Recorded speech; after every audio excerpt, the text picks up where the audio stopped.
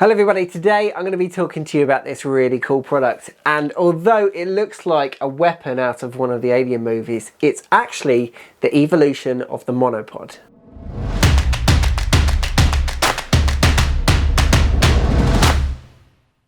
Now, if you're into filmmaking, then you've probably used or owned a monopod. I've got my old one here, and the fact is it doesn't get much use, and there's a reason for that, because there are only a few circumstances where you would choose a monopod over a traditional tripod. You might choose a monopod if you're shooting weddings and you're not allowed to put up a tripod, or there simply isn't enough space, or if you're into shooting sports or wildlife where the action is moving very, very quickly, then you might choose a monopod.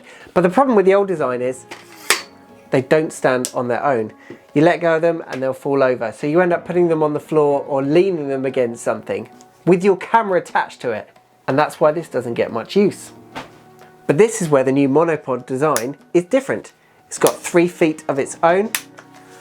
Open up some of the legs, and that can stand on its own 3 feet with a camera on top. Now, because this is a new design, at first I was very skeptical about how stable this might be with my camera. So I'm just putting a quick release plate on here so that I can put my camera on it, and I'll show you what this is capable of. So at the moment I've got 2 of the legs extended and it's on flat ground. Now if I knock it, you can see. So I was pleasantly surprised about how stable this was with a camera on top of it. Look at that. You might think, oh, it's gonna go, but for the odd knock, of course this is not going to be as stable as a tripod, but just to give you a bit of reassurance, if you put your camera on here and you just give it a bit of a nudge, it is reassuringly sturdy. Now, this is halfway up. If you put it at its highest point on uneven ground in the wind, you obviously need to be careful with that. Now, before we head out and use it, let me show you around the product. This is the Sirui P-325FL, and at the time of recording they haven't provided me with a price, so I'll put that in the description once that information is ready. It weighs 1.2 kilograms and is capable of supporting 10 kilograms. It's made up of 5 sections, all of which are carbon fibre and extended via the flip lock mechanisms. It has a maximum height of 1.7 metres and it retracts down to 63 centimetres. It has a really good sized foam grip on it, which it makes it really comfortable to carry, especially in the colder conditions. Above the grip is a pan lock which allows you to follow the action horizontally without the full motion of a ball head. Now this is the clever part. Because the design is modular, you can pull this down and the same again at the bottom, and then it becomes a mini tripod with a ball head. This is actually 2 products in one. At the top of the tripod there is a quick lock mechanism that allows you to change the mount from 1/4 of an inch to 3/8 of an inch. At the bottom of the legs are 3 very sturdy feet that lock in 2 positions. You will hear a reaffirming click when in position. The higher feet position might be better for mini tripod use, whereas the lower position is better for supporting the monopod. The feet can be folded back on themselves for the slimmest profile when transporting and storing it. The blue knob, which is a colour scheme that you'll see in a lot of Sirui's products, controls the friction on the ball head, allowing 36 degrees of tilting in all directions. They recommend that you place your feet on the tripod legs when you're tilting it. At the base it is a rubber foot, but if you twist that it reveals a spike for rough terrain, and you can even detach this for use as a very expensive walking stick. Right, I'm going to take this out to Shoreham Airport now with a telephoto lens to photograph some aeroplanes and some helicopters. Let's go. So we're down at the airport and just waiting for some planes and helicopters to take off. You might be able to hear one of them just warming up in the background. So I've got my biggest, heaviest, longest lens camera combo set up here, which is the Canon EOS R, and I've got the 100-400. This is a heavy setup, and I'd say it's quite typical of somebody shooting wildlife or sports or something like that, unless you were to step up to say a 600 or an 800mm, which I don't have. So I think that this is a fair test for what somebody might use this monopod for. At the top I've got a panning lock, so at the moment it's locked and the camera won't turn from left to right. Just loosen that up a bit and now I can follow and I can track a helicopter or a plane like that. So at the moment I've got the ball head in a loose position, so I can now tilt backwards, forwards and pan left to right. So when that helicopter took off I could just completely follow its motion all the way from down there all the way up to there. It's not going to be anywhere near as smooth as a gimbal or say a geared video head on a tripod, but I'd say it's a lot better than just hand holding this heavy setup. whilst we wait for a few more planes and helicopters to take off, let's do a test. So if you've seen any of my previous videos, you'll know that I use my travel tripod as a kind of gimbal, a way of stabilizing the footage from my camera when I'm walking and talking.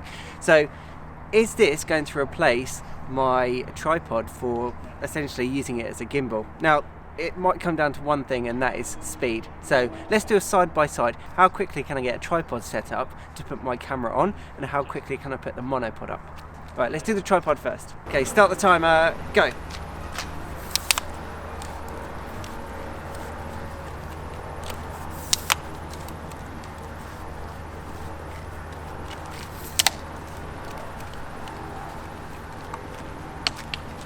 Stop. Right, let's see how quick the monopod is to set up. Ready, go.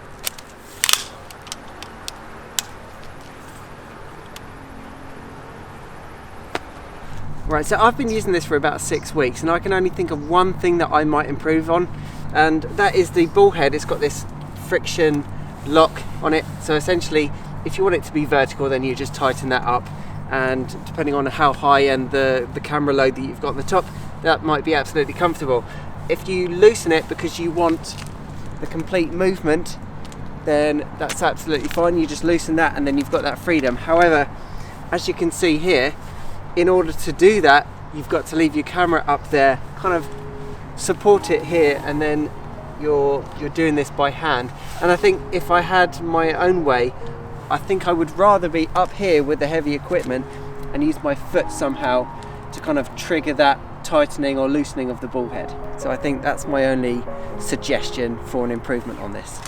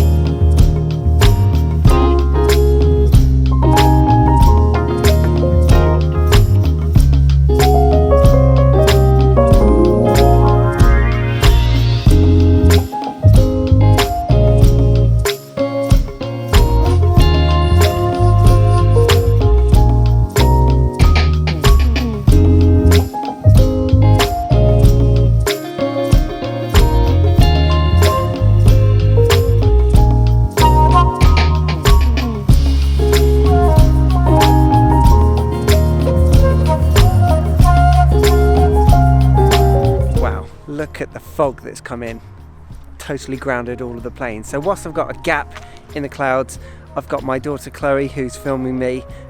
In exchange for some treats, I'm going to give her some cake in a minute. So at the moment I've got the camera mounted on the top of the monopod, and essentially the weight of the feet on the bottom act as a counterweight, and the purpose of this is just to make smoother footage if you move or you walk and talk with the camera. Now this is full frame, so it's not as smooth as some other cameras, but this is much better than if you handhold it, which I'll show you now. And for comparison, this is what it looks like handheld, no monopod. I've just got the camera in my hands and I'm walking and talking. Which is better, handheld or on top of the monopod?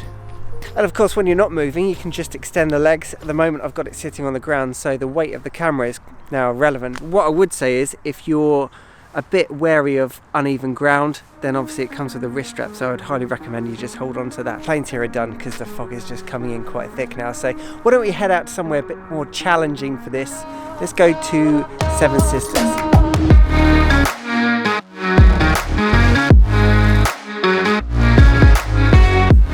This is my first outing with the monopod for one of my landscape videos. At the moment I am filming a YouTube video for photographing the Bellatute Lighthouse, which is behind me up there, and then we've got Beachy Head Lighthouse over there.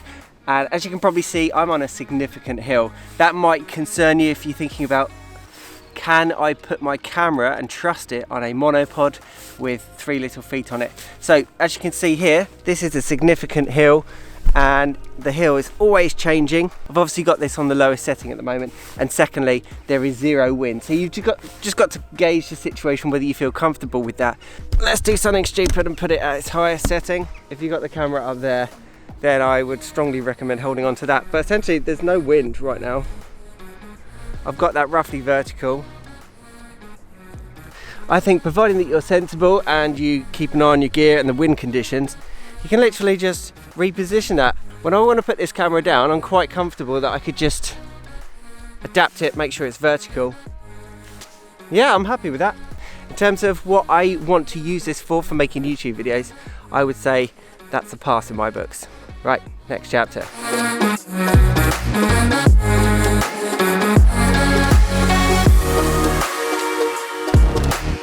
Now at the time of recording this, I don't actually have a price for the product, so I can't tell you whether this is good value for money, but I can tell you that this is a solid product. Very well designed, very well made, and because it's modular, it can actually perform a lot more tasks than a traditional monopod.